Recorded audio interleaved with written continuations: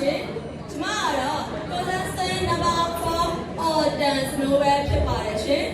ကျမကတော့ထွေရီသားရဲ့မြောက်ပြလာတဲ့အလှသားတွေထဲမှာတပည့်မြောက်ပဲကြီးကိုကဘာသိအောင်လို့အတိတ်ကချပြီးတော့ဘလို့မို့လို့ရချင်ဖြစ်ပါတယ်ရှင်ထွေရီသားရဲ့တပည့်မြောက်ပဲကြီးဟာနှစ်ပေါင်းရာချီသမိုင်းကြောင့်ရှိခဲ့တယ်လို့အားရဦးချင်မှာတပည့်မြောနေတဲ့မြေခွေးကြီးကလည်းအလုံးပေါ်မှာချင်ချပြီးတော့လာပါတယ်အညက်တာရကိုရရှိစေပါတယ်ရှင်ဒါဟာထွေသူထွေသားတို့ရဲ့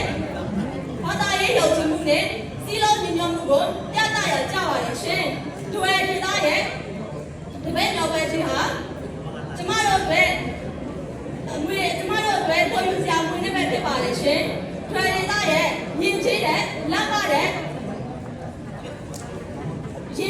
လက်ပါတဲ့လက်ပတ်စရာကောင်းတဲ့ခြေသားတစ်ဖြစ်တယ်ဆိုတာကိုကျမ Miss Man တွေ့ရပြီးတော့ကဘာသိအောင်လို့ဖော်ထုတ်ပြရချင်တယ်ဖြစ်ပါလေရှင်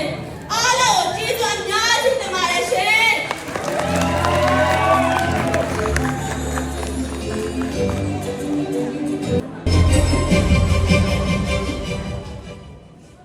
အားလုံးပဲမိပါပါရှင်